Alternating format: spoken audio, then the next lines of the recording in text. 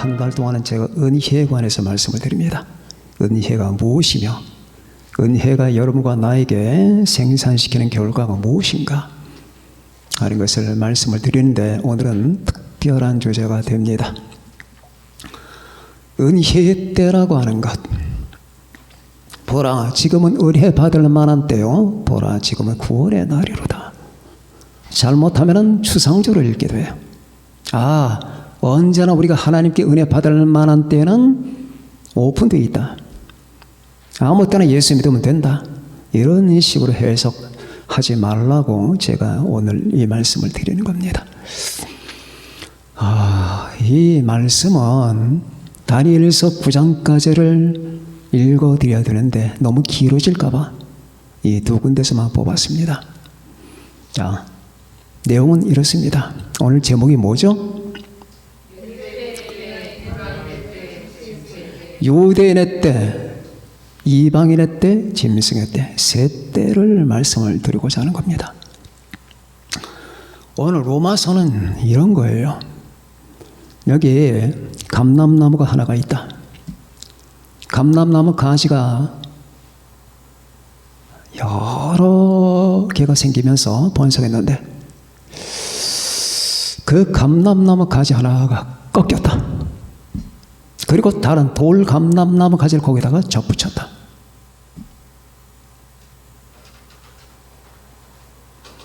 그러면서 이 감람나무는 유대인이다. 택한 백성들이다. 그리고 거기 접붙인 가지는 이방인들이다 라고 하는 얘기예요. 그런데 거기서 예상한 문구가 하나 나와요. 이방인의 충만한 수가 찰 때까지, 이방인의 충만한 수가 찰 때까지 거기에 붙어있다. 그래서 이 가지가 아주 완성되면은 사라진단 말이에요. 이 가지가. 자, 여기 원줄기가 있고 가지가 있는데 이 가지는 원래 이 감람나무 가지가 아니에요. 다른 돌 감나무 가지를 여기다가 접붙였습니다. 근데 이 가지가 충만하게 자라고 더 이상 자랄 게 없다면 이 가지는 사라져버려요. 그럼 어떻게 되느냐? 원래 있던 그 가지는 꺾였단 말이에요. 잘려나갔는데 그 꺾였던 가지가 다시 그 자리에 접붙임을 받게 된단 말이에요. 이해하셨죠? 자, 그럼 도대체 이게 무슨 말이냐? 이게 무슨 말이냐? 그걸 알기 위해서 오늘 고린도후서 하나님의 은혜를 헛되게 받지 말라. 보라, 지금은 은혜 받을 만한 때요. 지금은 구원의 날이다. 지금, 이제. 지금은 구원의 날이고 은혜의 때다 그 말이에요. 그럼 여기서 말하는 지금은 뭐냐? 지금 원래 감람나무 원 줄기에 원 가지가 꺾여 나가고 다른 가지 돌 감람나무가 여기 접붙임을 받아서 이 가지가 충만하게 성장하여서 더 이상 자랄 수가 없을 때까지, 이때까지. 그래서 이 가지가 사라지고 원래 꺾였던 감람나무 가지가 다시 제자리에 접붙임을 받을 그때까지, 그 갭, 그 사이를 우리는 은혜의 때라고 하는 거예요. 이방인의 때. 대충 감 잡으셨죠? 자, 그러면은 이 감람나무는 유대인이에요. 제가 아까 말씀드렸지만은 이걸 충분하게 설명드리기 위해서는 다니엘서를 발췌해야 되는데 제가 발췌하지 않았습니다. 거기에 70일에가 나오죠. 71회가 납니다. 72일에 70 곱하기 2이니까 7이에요. 490이에요. 70 곱하기 7을 하니까 490이 되는 겁니다. 490년. 이게 하나님의 경륜에 따라고 하는 거예요. 하나님께서 이걸 적용시킬 때부터 이 490년 안에 지구 역사는 끝난다.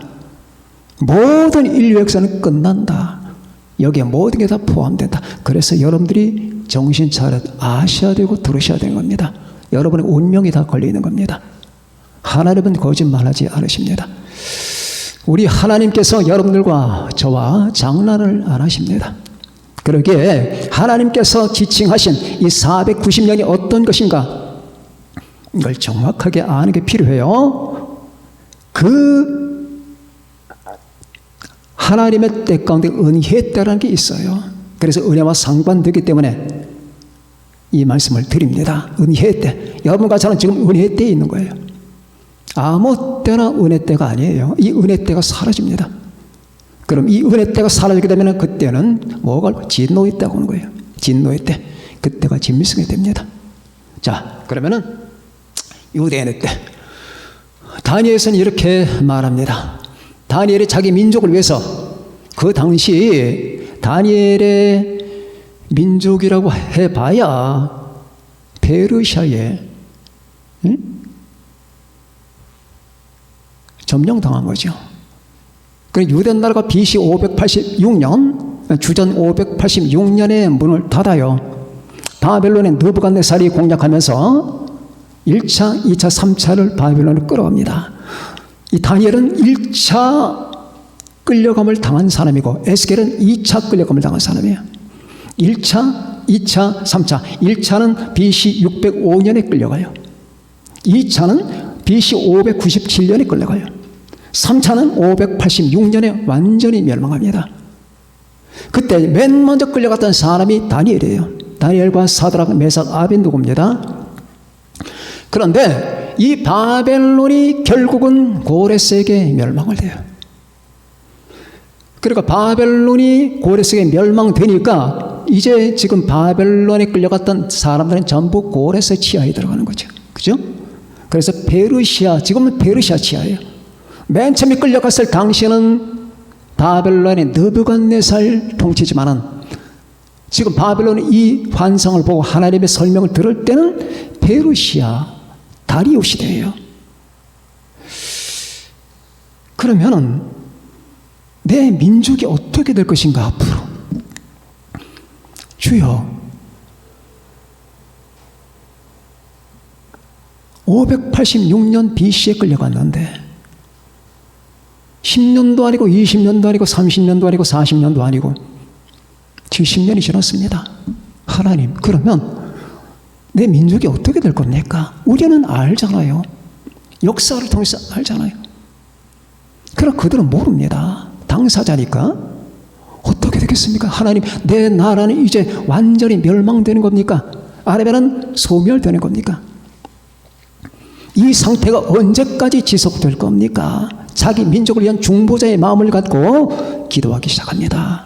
간절히 하나님께 다니엘이 기도합니다. 그때에 바로 가브리엘 천사가 날아와요.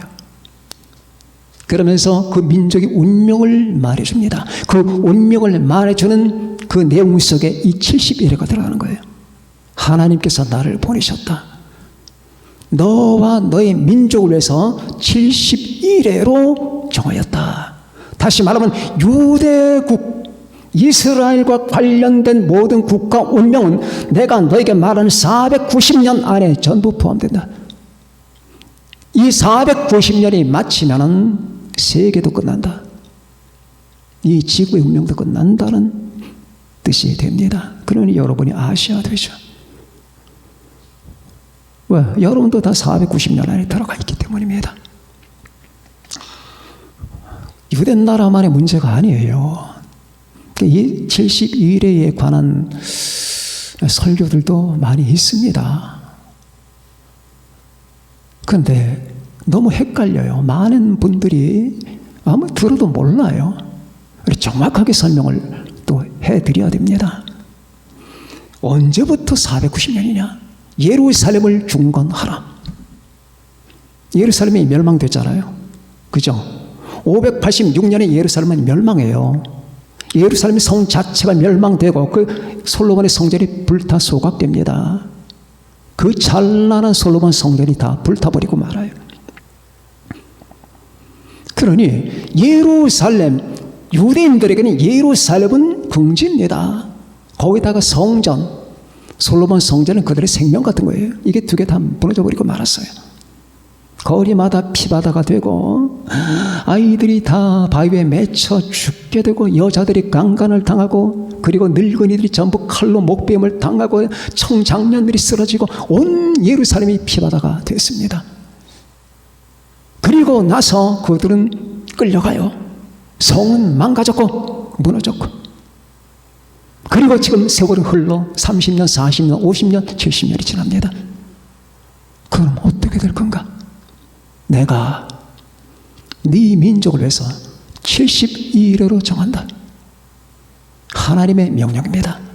그러면 언제부터 70일가 시작되는 건가? 예루살렘을 다시 재건하라. 예루살렘을 재건하라는 명령이 떨어질 그때부터 490년이에요. 그럼 그 명령이 언제 떨어지느냐? 바로 아닥사스다. 아르타크세르크세스. 원래 발음은 아르타크세르크세스. 크세르크세스의 아들이에요. 아르타크세르크세스. 이걸 줄여서 아닥사스다라고 하는 겁니다.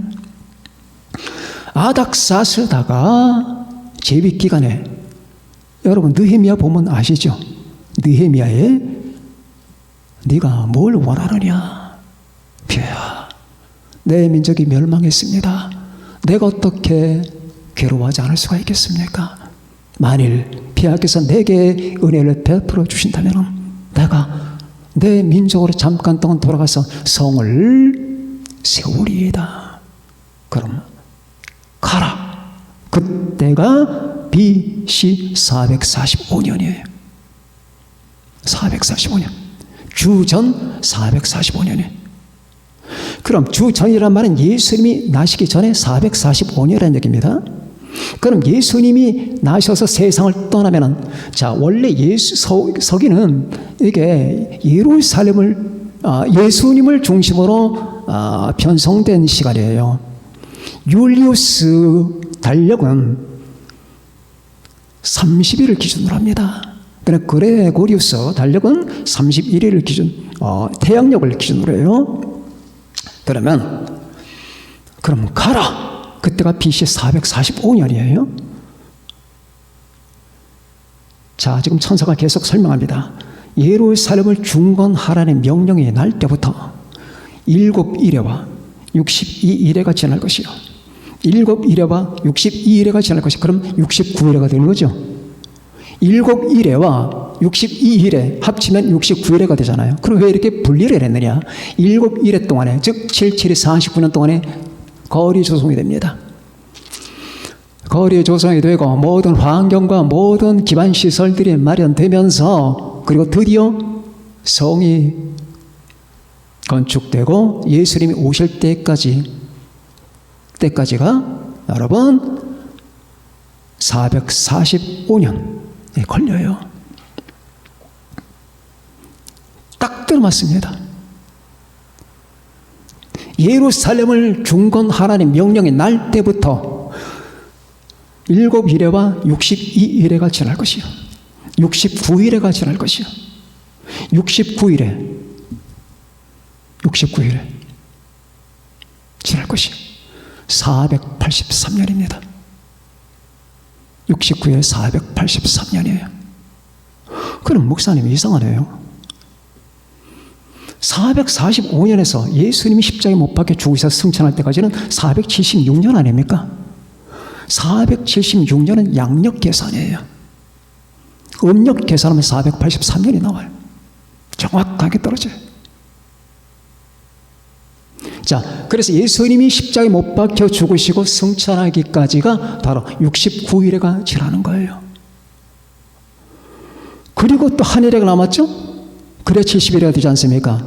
근데 그 한 일회가 69일회와 한 일회가 딱 붙어있는 일회가 아니에요. 69일회가 지난 다음에 그 한 일회가 어떻게 됐느냐? 이게 바로 뭐냐? 요 한 일회가 아까 제가 언급했던 감람나무 원래 가지예요. 떨어져 나갔어요. 떨어져 나가서 언제까지?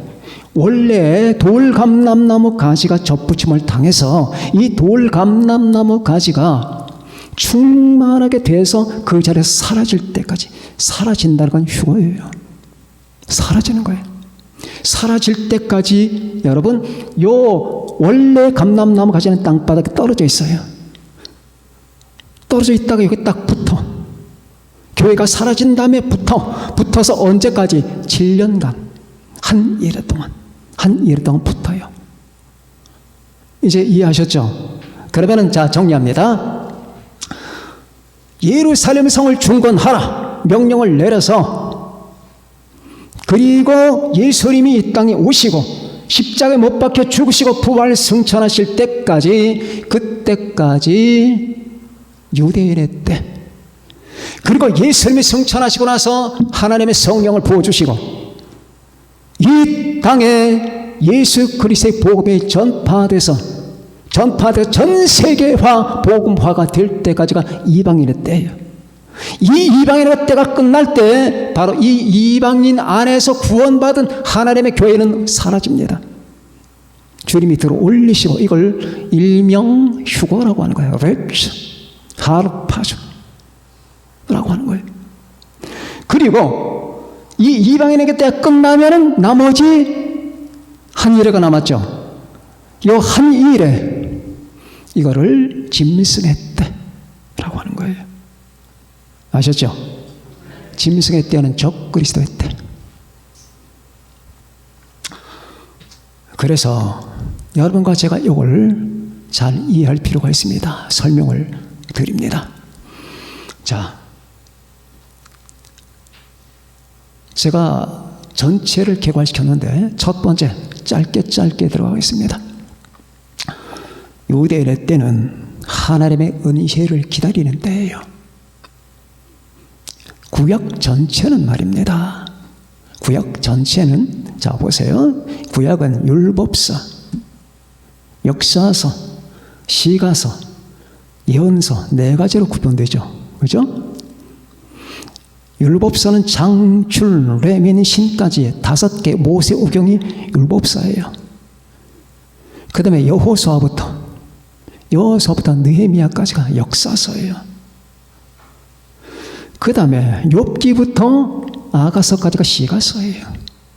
그리고 이사야부터 말라기까지가 선지서입니다. 여자의 비유를 하겠습니다. 여자가 남자와 동침을 하게 되면 이제 시를 받게 됩니다. 남자의 정자가 여자에게 들어가게 되면 배아가 돼요. 인간 씨가 생기다고 말이에요. 인간 씨. 구약의 율법서는 말이에요. 장출, 레미시는 배악이에요. 배악이. 씨가 생길 거예요. 메시아가 오리라. 여자의 후손이 오리라. 그리스도가 오리라. 일단 예수님에 대한 소망이 딱 생길 그때가 배아예요. 그리고 역사는 예수님이 오실 모든 것을 준비하는 기간입니다. 기간이에요. 그래서 사사기, 여호수아 계속 이때는 착상기예요. 배아가 되면 여자 그 자궁에 딱 착상이 돼버려요. 착상기예요. 그 다음에 여러분 이 욥기에서 아가서까지가, 거기서는 그리스도가 실제로 나와요. 아들에게 입 맞추라. 아들을 거역한 자는 멸망하리라. 내 손은 지혜로운 필치를 휘둘러서 나의 신령을 말하리라. 하나님의 아들을 찾으라. 실제로 나와요. 시편 22편은 완전히 예수님 십자가에 못 박힐 때 사건을 그대로 여러분 묘사하고 있습니다. 그때는 실제로 움직이는 거예요. 메시아. 여자의 몸 안에서 태동기예요. 태동기. 아직 나오진 않았어요. 태동기. 그럼 선지서는 이사야부터 말라기까지 위대한 메시아에 대한 예언을 하는 거예요. 특히 이사야는 복음적 선지자예요. 이사야의 53장 같은 거는 예수님을 그냥 십자가 앞에서 보면서 기술한 것과 똑같아요. 그래서 이사야 53장을 제5복음서라고 하는 거예요. 자, 그렇게 해서 예수님의 이제 오심을 강렬하게 대망하는 대만기입니다. 대만기. 이 전체, 이게 구약이에요. 구약. 그래서 예수님이 오실 때까지, 그리고 주님은 십자가에 못 박혀 죽으십니다. 그 피로 만국을 구원하시고 믿는 자를 주님은 영접하시고 하나님의 나라가 시작되고 했죠. 그때까지 그리고 주님이 승천하십니다. 승천하실 때까지 우리는 바로 성경에서 말하는 유대인의 때입니다. 하나님은 그때에 이스라엘 백성들을 향하여 그리고 온 세계를 향하여 이 구원의 메시아 아브라함에게 약속한 것, 다윗에게 약속했던 것을 하나님은 이제 구상하시며 이걸 마음에 준비하십니다. 이게 유대인의 때예요. 유대인의 때라는 게 있는 거예요. 물론 유대인이 하나님의 목적은 아닙니다. 그러나 하나님의 목적은 다른 데 있지만 이 유대인은 하나님의 사용하시는 민족이에요. 하나님의 택한 민족은 틀림이 없습니다. 그래서 유대인을 대적하는 것은 하나님에 대해서 어긋나는 겁니다. 시편에는 유대인을 대적하는 나라, 이슬람권의 나라를 하나님이 전부 멸망시킨다는 예언이 나옵니다. 사람들은 끝없이 유대인을 미워합니다. 그러나 유대인을 미워하는 나라는 멸망합니다. 이게 하나님의 뜻이에요. 거기서 메시아가 나오기 때문입니다. 자, 두 번째, 이방인의 때입니다. 이방인의 때는 여러분과 저는 원래 이방인들이죠. 원래 여러분과 저는 원 감람나무가 아니에요. 돌 감람나무입니다. 유대인 바깥의 사람들은 전부 다 돌 감람나무예요. 여러분과 저는 하나님 앞에 죄인입니다. 우리는 예수님 앞에 나아갈 자격이 없습니다. 그러나 우리 주님, 하나님의 아들은 이 땅에 인간의 몸을 입으시고 이 땅에 오셔서 하나님의 나라를 시작했습니다. 주님께서 여러분 하셨던 말씀 기억하실 겁니다. 주님이 귀신을 쫓아내더니 바리새인과 서기관들이 하는 말이 귀신의 왕 바알세불을 힘입어서 귀신을 쫓아낸다. 이렇게 주님께 성령 모독죄를 했습니다. 그때 주님은 이런 말씀을 하십니다. 사탄이 사탄을 쫓아낸다면 그의 나라가 어떻게 쓰겠느냐? 그러나 사탄이 비록 집 문 앞을 지키고 있다 하더라도 더 강한 자가 와서 사탄을 결박한다면 결박시키고 나서 그 집에 들어가서 세간을 강탈하리라. 그럼 이 세간이 뭡니까? 사탄이 원래 지키고 있던 인류를 말하는 거예요. 주님은 사탄을 결박시키고 인류를 구원하신 거예요. 이 비유의 뜻이 이겁니다. 그러면서 주님께서 바리새인과 사두개인들에게 이런 말씀을 하십니다. 만일 내가 너희들의 말처럼 바알세불을 힘입어서 귀신을 쫓아낸다면 너희 아들들은 누구를 쫓아내느냐? 누구를 힘입어? 왜? 바리새인과 사두개인들의 아들들도 귀신을 쫓아냈거든요. 어떤 방법으로? 각가지 주문을 쓰면서 각가지 희한한 방법을 통해서 그렇게 했습니다. 주님처럼 하신 게 아니라 그러나 주님은 말씀 한마디로 쫓아내시죠. 그러면서 주님이 하신 말씀은 내가 만일 하나님의 성령을 힘입어 귀신을 쫓아냈다면 하나님의 나라가 임했다. 이 말의 뜻은 뭡니까? 하나님의 나라가 주님과 함께 시작되는 거예요. 예수님이 하나님의 나라예요. 예수님이 하나님이에요. 우리 주 예수님은 구속자일 뿐만 아니라 창조주이십니다. 우리는 그분을 사랑하고 경배해야 됩니다. 우리 주 예수님은 여러분의 생명과 우리 주 예수님은 여러분의 희망과 주님이고 하나님이십니다. 예수님이 없다면 이 세계는 희망이 없습니다. 예수님이 없다면 인간의 역사는 깜깜한 굴과 똑같을 겁니다. 그러나 예수님께서 이 땅에 오셔서 피를 흘리셔서 제가 어제 자기 전에 유튜브에서 예수 나를 위하여 십자가를 질 때 제가 이 찬송을 자주 듣거든요. 자기 전에 다시 한번 그걸 1절에서 4절까지 4번을 들었습니다. 예수 나를 위하여 십자가를 질 때 세상 죄를 지시고 고쳐 당하셨네. 예수님 나의 죄에 위하여 보혈의 피를 흘리니 죄인을 받으소서. 피와 같이 붉은 죄 없는 이가 없네. 십자가의 보혈로 눈과 같이 되네. 이렇게 4절까지 듣습니다. 그런데 1절을 딱 저는 이 찬송만 들으면 왜 이렇게 눈물이 나는지 모르겠어요. 1절을 딱 시작하는데 예수 나를 위하여 십자가를 질 때 아니 왜 저분이 나하고 무슨 관계 있다고 나뿐 아니라 온 인류를 위하여. 저 하나님이잖아. 하나님의 아들이시잖아. 하나님의 본성을 갖고 계신 하나님의 성자 예수님 아닙니까? 그분이 십자가라고 하는 사형대 위에 인간의 가진 모욕과 침뱉음과 그 모든 능력을 다 당하면서 십자가에 올라가시는 이유가 뭘까? 저는 여기서 다시 한번, 그건 매번이에요. 난 십자가를 볼 때 그렇게 진리가 발견돼요. 진리가. 여러분은 어떠십니까? 이 세상에 진실은 딱 하나밖에 없어요. 예수 그리스도의 십자가. 하나님이 인간을 위하여 침뱉음과 채찍과 모욕과 가르침과 뺨을 맞고 주먹을 맞고 그리고 못 박히고 재판당하고 하는 이 사실만큼 진지한 사건이 있다면 가져와 봐라. 이 세상에 그런 사건이 있다면 가지고 와봐라. 100분의 1도 못 묻힐 거야.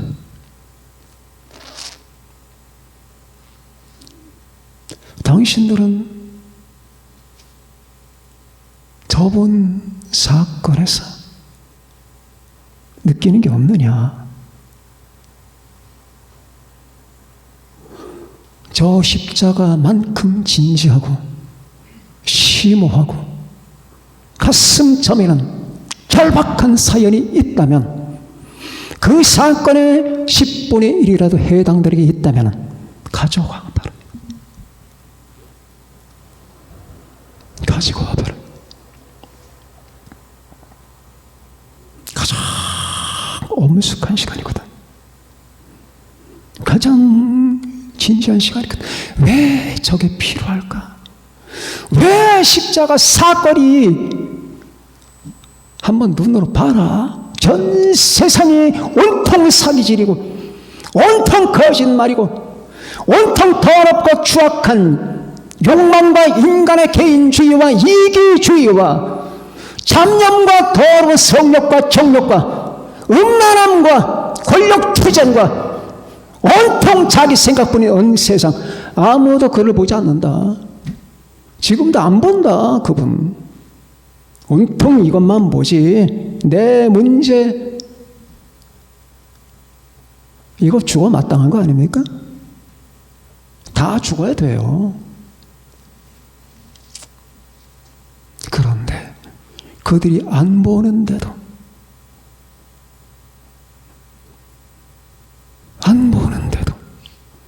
왜 저 일을 하시는 건가? 거기서 저는 십자가를 생각만 하면은 내가 더 진지해지고 내가 더 심오해지고 내가 더 진실해지고 내가 더 철이 드는 것 같아요. 이거는 주님께서 이 땅에 은혜를 시작하신 거고 하나님의 나라를 시작하신 거예요. 누구를 위해서? 이방인을 위해서. 이방인. 언제까지? 당신이 오실 때까지. 너희는 마음에 근심하지 말라. 하나님을 믿으니 또 나를 믿으라. 내 아버지 집에 거할 곳이 많도다. 그렇지 않으면 너에게 일렀으리라. 내가 너희를 위하여 거처를 예비하러 가노니 가서 너희를 위하여 거처를 예비하면 내가 다시 와서 너희를 내게로 영접하여 나 있는 곳에 너희도 있게 하리라. 내가 어디로 가는지 그 길을 너희가 아느니라. 도마가 이르되 주여 어디로 가시는지 우리가 그 길을 알지 못하는데 그 길을 어찌 알겠사옵나이까? 예수께서 이르시되 내가 곧 길이요 진리요 생명이니 나로 말미암지 않고는 아버지께로 올 자가 없느니라. 너희가 나를 알았다면 내 아버지도 알았으리로다. 이제부터는 너희가 그를 알았고 또 보았느니라. 여기서 분명히 주님은 가서 거처를 예비하면 내가 다시 온다. 어떻게 그분을 안 믿을 수가 있나요? 나 예수 안 믿는 건 기적이라고 봅니다. 나 많은 사람은 그런 질문합니다. 어떻게 예수를 믿을 수 있나요? 저는 그분들에게 질문합니다. 어떻게 예수님을 안 믿을 수가 있나? 그게 가능한가? 당신의 의식 세계에서는 예수 안 믿는 게 가능하단 말이냐? 불가능하다. 내 의식 세계에서는. 어떻게 그분을 안 믿어?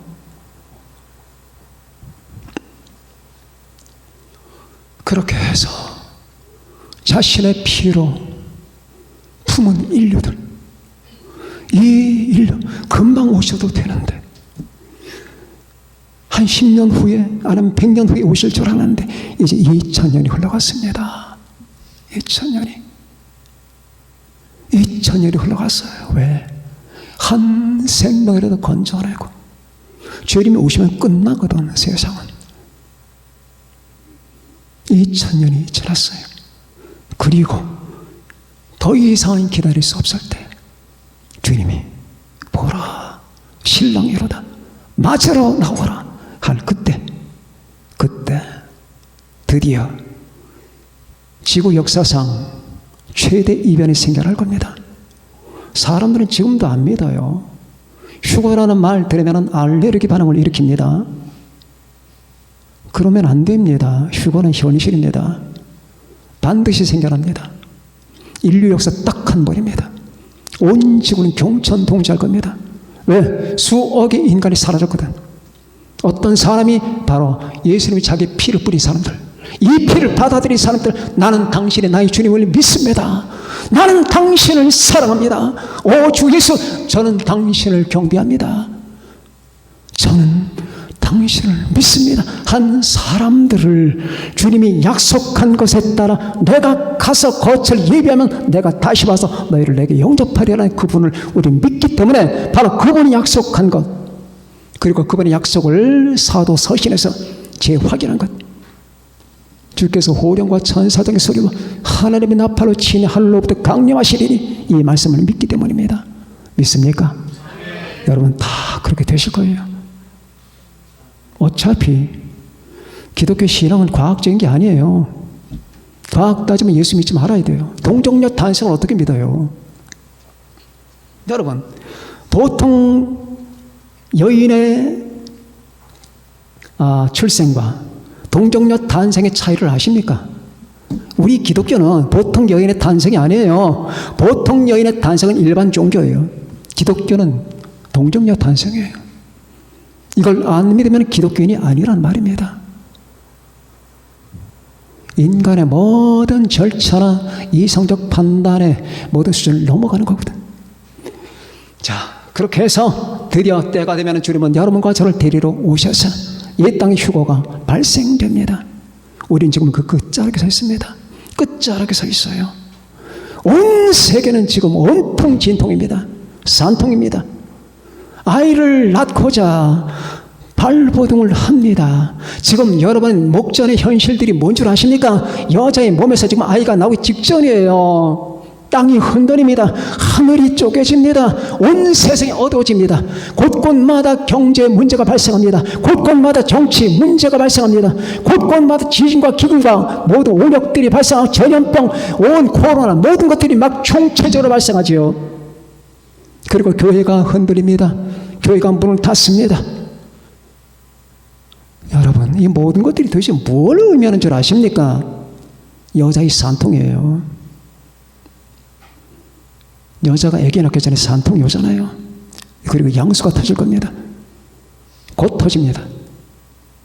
그럼 여러분과 저는 사라집니다. 주님이 받아주시는 거예요. 이때까지를 우리는 이방인의 때라고 하는 겁니다. 그러면 이방인의 때가 끝나면 어떻게 될까요? 이제 나머지 한 일회가 남았죠. 한 일회, 7년이 남았습니다. 이 7년을 일컬어 Great Tribulation, 7년 대환란 이라고 하는 거예요. 사람들은 제가 가끔 말씀드리지만 7년 대환란 교회도 통과한다고 합니다. 그 말 믿지 마세요. 거짓입니다. 진실 아닙니다. 교회는 7년 대환란 통과 안 합니다. 절대로 안 합니다. 통과할 수가 없는 거예요. 의미상으로.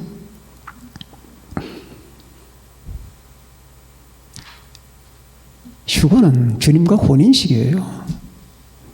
자기가 결혼할 여자를 갖다가 진흙탕에다 집어넣고 쓰레기통에 다 가서 뭉겨버리고 나서 그리고 면사포 다 더럽혀졌는데 이제 나 결혼식 하자 할 그런 신랑이 있습니까?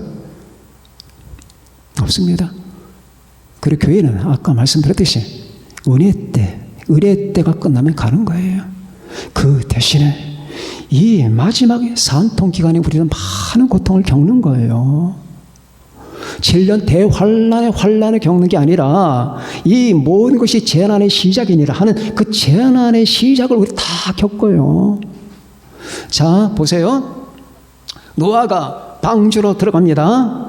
노아가 방주로 들어가서 문이 딱 닫히면서 그리고 40일 동안 비가 쏟아집니다. 이건 대환란의 때예요. 그러나 노아도 비 몇 방울을 맞아요.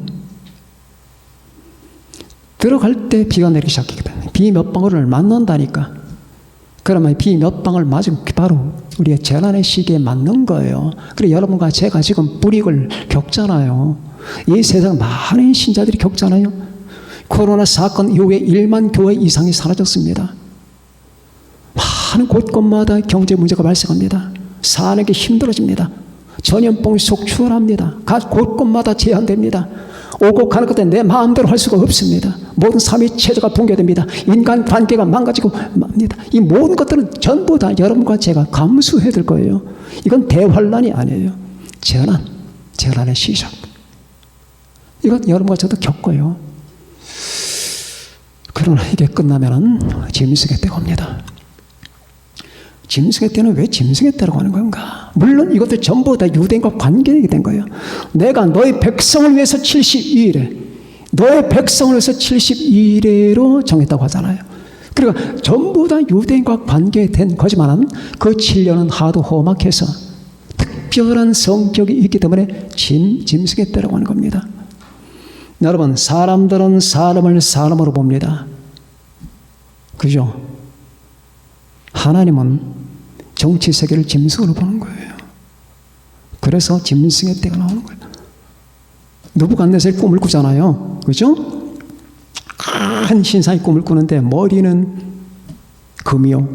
그때까지만 해도 그 사람이었어요. 그런데 7장으로 넘어가니까 바다에서 네 짐승이 나오는데, 자, 바벨론, 메데, 파사, 그 다음에 헬라, 로마, 막나, 그때부터 다 짐승이에요. 그 계시록에 나오는 왜 짐승이라고 할까? 이 정치 세계, 인간 세계는 말을 서로 물고 뜯고 권력 다툼을 하는 짐승의 세계로 보시는 거예요. 그 짐승의 세계 최고 수장, 마지막 발악하는 짐승이 바로 적그리스도입니다. 이때가 여러분 7년 기간이라고 하는 거예요. 주님께서 말씀하셨습니다. 기억해 두십시오. 마태복음 24장에서 창세 이후로 이런 환란이 없었고, 창세 이후로 이런 환란이 없었단 말입니다. 대환란 얘기하는 겁니다. 그러면 이런 환란 속에는 뭐가 들어가나요? 노아 홍수도 비교가 안 된다는 얘기입니다. 그죠? 창세 이후니까 노아 홍수가 엄청나잖아요. 전 세계를 다 덮었잖아요. 국부적 사건이 아니거든요. 그러면은 노아 홍수조차도 7년 대환란에 비교 불가란 얘기예요. 어마어마한 겁니다. 그 어마어마한 환란의 중반기에 적그리스도는 세계와 평화조약을 깹니다. 적그리스도는 유대인들 도와서 성전을 지을 겁니다. 7년 대환란 초기에 휴거 발생되고 나서 적그리스도는 온 세계 사람들을 속일 겁니다. 그리고 자기가 문제 해결하겠다고 등장할 겁니다. 그리고 유대인과 팔레스틴 간의 평화조약을 맺고 세계의 모든 사람들과 평화조약을 맺을 겁니다. 우리 이렇게 살지 말자. 저기 사라져버린 그리스인들, 휴거받은 사라져버린 그것들은 다 인간에게 쓸모가 없기 때문에 다 외계인이 납치해 갔을 것이다. 그것들은 생각하지 말고 쓸어버리고 잊어버리자. 이제 우리가 새 세계를 건설하자. 그래서 뉴 월드 오더를 집행할 겁니다. 신세계 질서를. 그리고 유대인과 팔레스타인을 맺어주고 자기와 전 세계인과 평화조약을 맺을 겁니다. 평화. 이제는 안전하게 지상 낙원을 내가 만들어주겠다. 우리 지상 낙원에서 살자. 이게 7년 동안의 계약이에요. 그 7년 계약의 중반에 저 그리스도가 이걸 깨요. 깨면서 지가 감히 유대인의 지성소로 들어갑니다. 거기다가 성전을 우상을 설치하는 거예요. 그리고 여러분이 잘 알다시피 제가 계시록 강의할 때 다 설명했죠. 666표라고 하는 게 그때 시행될 겁니다. 그리고 경배하게 할 겁니다. 경배하지 않는 자는 다 죽일 겁니다. 생체 실험할 겁니다. 그리고 죽인 자는 도살돼서 인육으로 팔릴 겁니다. 전 세계는 무서운 전쟁에 휘말리게 될 겁니다. 그리고 마지막 아마겟돈 전쟁을 향하여 나아갈 겁니다. 이 모든 과정이 지금 하나님께서 가브리엘을 통해서 설명하는 490년 71회 속에 들어있단 말입니다. 이때가 마지막 때. 그러나 감사하게도 이 마지막 짐승의 때는 길질 않아요. 7년밖에 안 돼요. 그리고 그 7년 가운데도 극렬한 환난은 3년 반밖에 안 됩니다. 물론 전 3년 반도 무시하면 안 됩니다. 전 4년 반에 거의 인류 2분의 1이 죽으니까. 그렇게 해서 이 전체 과정을 이해를 해야지 고린도후서 6장에서 말씀하신 내용이 뭔가를 알게 되는 거예요. 하나님의 의뢰를 헛되이 받지 말라. 주야장천 때가 주어지는 것이 아니다. 보라, 지금은 은혜 받을 만한 때요. 보라, 지금은 구원의 날이다. 이 구원의 날에 방심하지 말라. 하나님께서 손을 펼칠 때 주님의 품에 안겨라. 예수 이름을 믿고 영접받고 구원 받으라. 그런 뜻이에요. 지금은 무한한 하나님의 은혜의 때입니다. 이 은혜의 때, 이 은혜의 때가 끝날 때가 있을 테니까 그때까지 여러분과 저는 조심하시기 바랍니다.